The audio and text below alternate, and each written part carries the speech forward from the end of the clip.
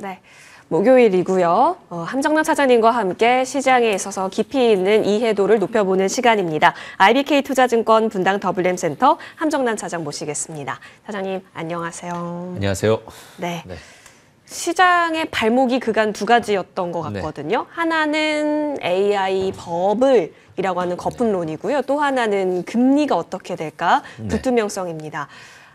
그중에 하나인 엔비디아의 실적이 이렇게 나와버리면 버블 우려가 완전히 해소된 건가? 일단 요거를 질문 드려야 될 것 같고요. 그럼 또 하나의 발목인 금리에 있어서는 걱정 안 해도 되는 건가? 이 부분까지 질문 드려야 될 것 같아요. 아주 복잡한 질문을 해주시면 다 질문 드려야 될 것 같아요.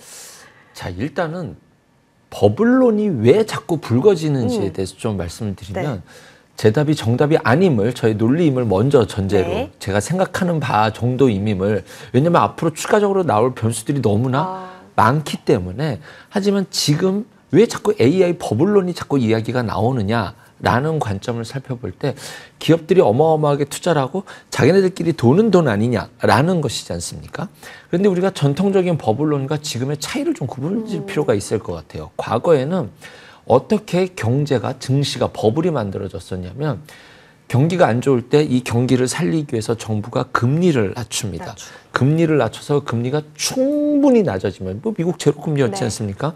제로금리가 돈을 찍어도 비용 부담이 없어요.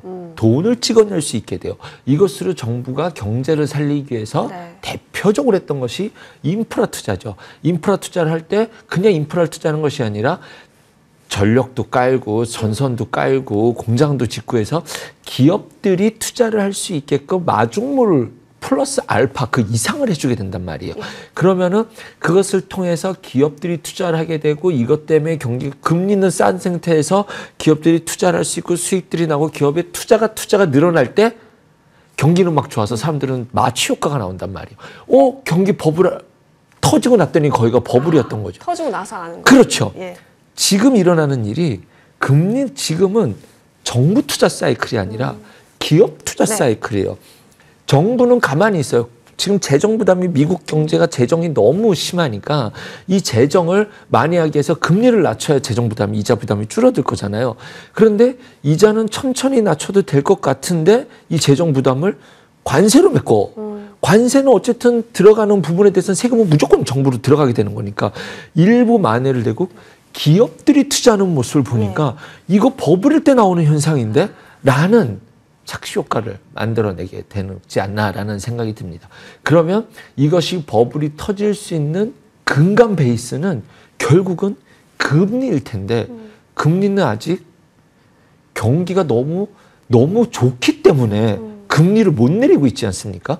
그래서 지금은 현상적으로 보면 버블로 이해가 될 수는 있지만, 지금 이것이 주식시장의 버블이다, 한국 증시의 버블이다, 요거에 대해서는 좀 새로운 고민입니다. 바로 그렇게 나온 결과물들이 엔비디아는 팔지만 AI를 팔지는 않겠다라고 하는 이야기들이 나오는 것이 그런 모습이 되지 않을까 생각이 듭니다. 그런 관점에서 봤었을 때 지금 지수는 오늘 올랐으니까 좀 너무나 기쁘죠. 오늘의 상승을 즐겨야 되겠지만, 뭐 금리라는 변수를 봤었을 때 당분간 이게 오르면 5%, 떨어지면 5% 막 이렇게 버리니까 변동성이 너무 심해져 버리잖아요. 앞으로도 당분간 좀 이런 일이 좀 빈번히 일어날 수 있다라고 생각이 듭니다. 왜냐하면 금리가 또 어느 날 발작할지 모를 테니까. 그런 것이 불편한 것과 또 기대되는 것이 상존하겠지만 아직은 버블 때문에 끝났다라고 할 수 있지는 않다라고 생각되고, 저는 오히려 지금이 진짜 찐버블로 가는 초입 단계 어딘가에 있지 않을까라고 저는 생각이 듭니다. 네. 버블이려면 이것보다 거품이 더 커야 된다. 버블이 형성이 되려면. 이런 얘기도 될 수 있겠네요. 그래서 차장님, 고용지표에 대한 중요성이 높아졌나 봐요, 요즘에. 지금 고용지표가 오늘 발표되려고 했었던 것이, 어저께 발표되려고 했었던 것이 취소됐잖아요. 그래서 이제 남는 것이 그럼 12월 9일인가요? 그때 졸츠 보고서 하나 남아있고, 오늘 밤인데 오늘 밤 건 별로 중요하지 않아요. 그러면 어제 발표됐어야 될 10월 고용 동향에 대해서 12월 16일 날 11월 것까지 합쳐서 발표된다. 그런데 12월 FOMC가 9일, 10일이에요. 그러니까 11일 아침에 결과를 알게 된단 말이죠. 즉 고용을 못 보고 금리를 결정해야 되는 상황이라서 이제 이게 계속 이제 왔다 갔다 하게 되지 않을까 생각이 듭니다. 연준의 마음을 틀었습니다. 너무나 다행스러운 것은 지수가 올라갈 때 공포는 하나도 없이 금리를 90%가 반영된 지수라는 것을 조심하셔야 됩니다라는 뷰를 제가 계속 말씀드렸었거든요. 그래서 증시를 방어적으로 보셔야 된다는 말씀을 드렸었는데 지금 다행인 것은 어쨌든 12월 금리 인하 기대감이 50% 밑으로 떨어졌어요. 그리고 심리 지표는 공포 영역에 들어가 있습니다. 네. 그렇기 때문에 지수가 빠진 것 대비 미국 증시를 봤었을 때 제 개인적으로 봤었을 땐 지수가 빠진 것 대비 이미 조정은 좀 준 상태로, 그러니까 우리가 생각할 수 있었던 건전한 조정은 주어진 자리에 들어가 있다는 것은 우리가 염두에 둘 필요가 있지 않을까 생각이 듭니다. 그래서 맞을매는 단기적으로 맞을매는 오히려 시장의 악재가 반영이 된 부분도 있다라는 점도 염두에 두셔야 될 것 같다는 생각이 들어요, 지금. 예, 알겠습니다. 그러네요. 지금 극심한 공포 구간입니다. 그 공포 탐욕 지수 11을 가리키고 있어요. 와, 지금이 10일 정도의 구간을 지나가고 있군요. 자, 그러면 지금 우리가 엔비디아는 팔아도 AI로 가는 방향성은 팔지 않는다고 한다면 그 AI의 가장 뼈대가 되고 기초가 될 수 있는 메모리, 반도체주에 있어서는 지금 어떤 전략으로 볼 수 있을까 싶습니다. SK하이닉스보다 삼성전자가 오늘은 또 강해요? 네. 일단 그 이유부터 얘기해 볼까요? 최근에 나왔던 악재처럼 보였던 뉴스들이 소프트뱅크가 엔비디아 지분 팔고 피터 틸이 또 팔고 자꾸 법으로는 아니는 것 같은데 자꾸 지분을 팔아대니까 겁이 나죠. 그런데 그들이 완전히 떠난 것이 아니라 다른 AI에 무언가 투자하는 방법을 찾는 거 있지 않습니까? 그런 관점에서 봤었을 때 엔비디아의 독주에서 이제는 그것을 통한 어떠한 일들이 일어날 수 있는가와 그것을 활용할 수 있는 기업, 이제는 그 칩을 사서 활용하는 기업들, 여기에 대한 투자로 시야가 확대되는 것이고, 또 하나는 아직은 엔비디아지만 어쩌면 엔비디아가 독주가 이제는 기회의 어떤 확산으로 바뀔 수도 있다라는 점. 그리고 지금 좀 지칠만도 합니다. 왜냐하면 지난 8월부터 지금까지 엔비디아 주가는 똔똔이에요. 네. 물론 지금부터 더 오를 못한다는 걸 말씀드리는 것은 아닙니다. 근데 그때부터 삼성전자는 7만 원부터 지금까지 올라온 거거든요. 그냥 10만 원이라 잡아도 35%가 뭐예요? 거의 45% 가까이 오른 수치이기 때문에 지금 기회 확산 측면에서 다른 쪽도 염두에 둘 수 있다라는 점이 어떤 엔비디아의 독점 밸류 체인에서 그 외의 기회 단위라고 한다면 삼성전자가 될 수 있겠죠. 두 번째는 엔비디아 실적 발표와 더불어서 미국이 중국에게도 칩을 줘도 될 것 같아라는 카더라 통신 이야기가 있었고 실제로 아랍에미리트도 칩 주기로 했죠.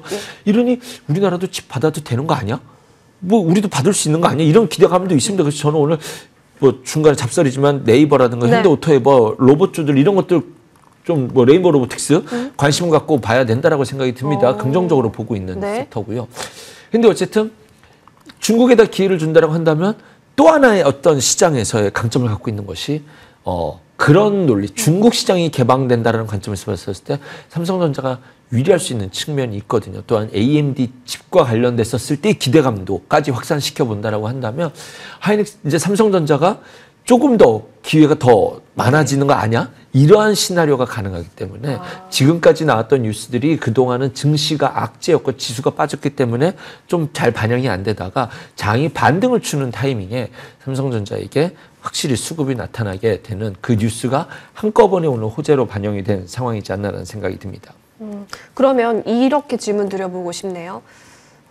엔비디아에서 이제는 좀 더 다변화될 수 있는 AI 방향성이 느껴진다면 그것을 활용할 수 있는 기업들에 대한 투자, 그런 부분들이 미국에서 조금씩 물밑 작업이 이루어지고 있는 거라는 거잖아요.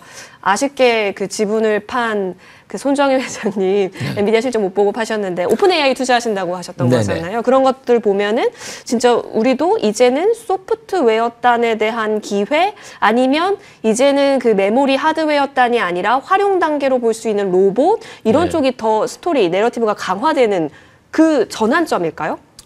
일단은 대한민국 테마 수남매장에서 매력도를 가져갈 수 있는 하나라는 것을 전제로 보셔야 될 것 같고요.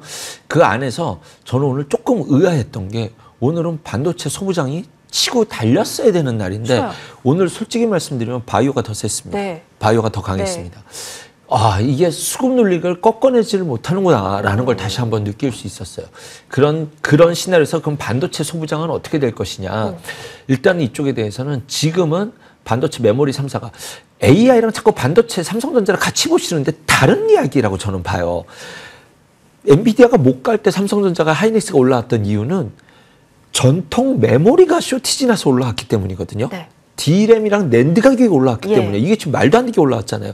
이것이 갑자기 부러져서 메모리 가격이 확 떨어진다 그러지 않을 거예요. 언제쯤 증설 발표가 나오면 그다음부터 안정을 찾아가겠죠. 네. 저 증설 공정되면 가격이 좀 안정을 찾는 거 아니야? 그러면 수주를 받는 것도 좀 일단락이 된단 말이에요. 그 타이밍에 맞춰서 캐펙스 투자 이야기가 나오게 될 텐데 저는 머지 않을 거라고 생각이 들거든요. 그래서 지금은 소부장을 전략적으로 모아가시면 된다. 그리고 이 사이클은 지난 시간에도 말씀드렸지만 조금 더 긴 호흡으로 네. 1년 이상의 호흡으로 볼 수 있을 만한 긴 호흡으로 전략을 짠다면 지금 소부장 최근에 기판만 올라왔었는데 네. 그 기판에만 집중하지 않다 하더라도 전통 소부장도 충분히 여전히 화면에도 뭐 이오테크닉스 나가네요. 이오테크닉스도 여전히 눈여겨볼 만한 종목이라고 생각이 들고요. 소부장은 그 다음 타이밍에서 이제 캐펙스 투자와 함께 일제히 좀 출발 시동을 걸지 않을까 생각이 들고 그렇게 반도체가 완전히 두각을 나타내기 전까지는 시장에서 테마 순환매가 여러 가지 섹터에서 나타날 수 있을 것이다. 그 자리 중에서 로봇이 최근에 굉장히 많이 세게 맞았어요. 하지만 세게 맞았다는 것은 또 한번 눈여겨볼 수 있을 만한 기회가 되는 것 아닌가 하고 한번 이렇게 조금 이렇게 볼 수 있을 만한 그런 자리까지는 좀 조정을 주지 않았나라는 생각이 듭니다. 오, 좋아요. 자, 그렇다면 여러분 소부장단은 지금 모아갈 수 있는 안정적인 구간이다라고 바라보시면서 종목들 리스트업 해보시는 게 좋겠습니다.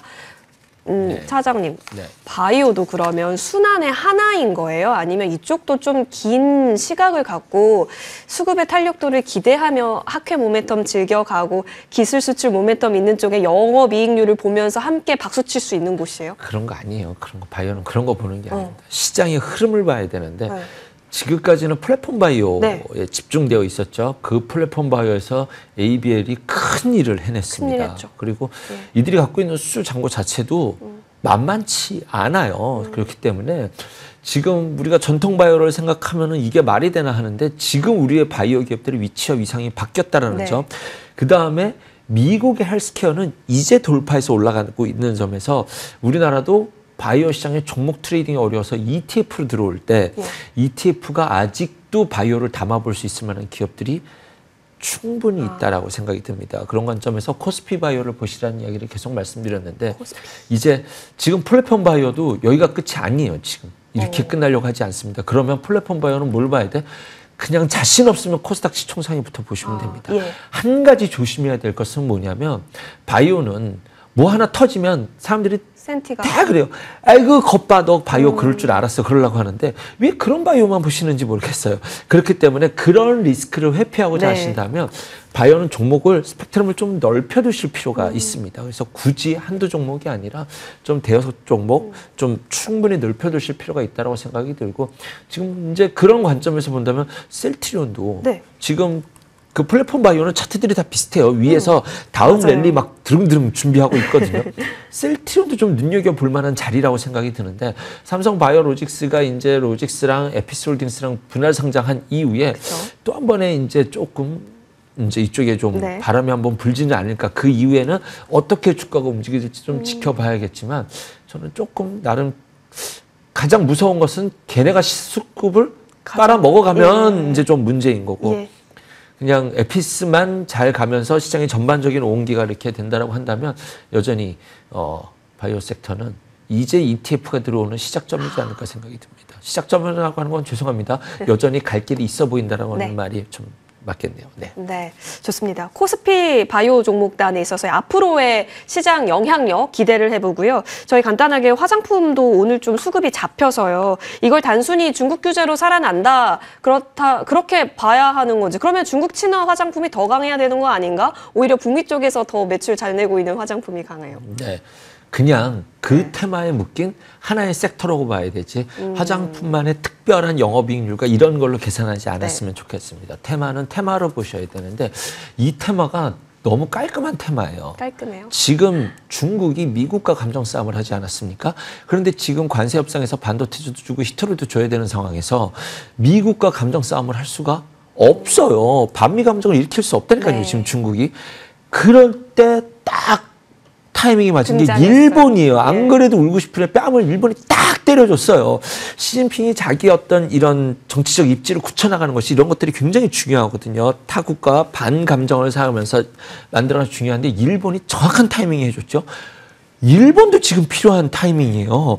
지금 총리가 바뀐 이후에 이분이 자기만의 어떤 카리스마를 만들어야 될 때 이것만큼 똘똘 뭉치게 하는 것이 없거든요. 예. 우리나라도 막 나눠져 있다가도 외세가 침략해온다. 그럼 우리나라 전 국민이 하나로 똘똘 뭉치는 뭉치죠. 그런 국가지 않습니까? 그렇기 때문에 중국과 일본이 지금 타이밍이 딱 와서 서로가 맞물렸어요. 그래서 오늘도 뭐 물고기 준다고 했다가 안 네. 준다고 했다가 뭐 화장품도 규제하고. 네, 뭐 서로가 지금 그렇게 치고받고 싸우는데 이게 단기간에 해결될 테마가 아니라는 거죠. 서로가 마음 맞아서. 그래서 첫날 생각보다 괜찮은 테마인데 윗꼬리를 쭉 달더라고요. 그런데 이제 어저께부터 치고 가기 시작했죠.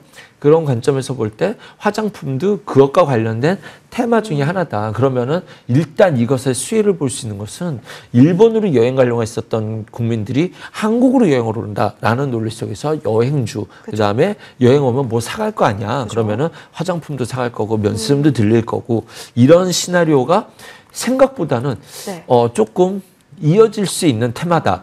테마는 테마로 보셔야 됩니다. 예. 만약에 지수가 막 땡겨 올라가서 지수가 막 달려가면 좀 일부 반납할 예. 수도 있지만 근데 생각보다 이 뉴스의 느낌이 뭐 하루 이틀 끝나고 뭐 없어질 테마는 아니다라고 저는 생각이 듭니다. 하루 이틀로 이 중일 관계가 마무리될 것으로 보여지지는 않기 때문에 네. 움직임이 나오고 있는 속에서의 순환을 노려보는 그렇죠. 것도 나쁘지 않겠다. 꼭 빠져나올 수 있는 그 시기도 중요하다고 언급 주셨으니까요. 챙겨보시죠. 함정란 차장님과 함께했고요. 이어지는 머니투데이 방송과 함께 내일장 전략도 잘 챙겨가 보시죠. 저희는 여기서 물러납니다. 고맙습니다.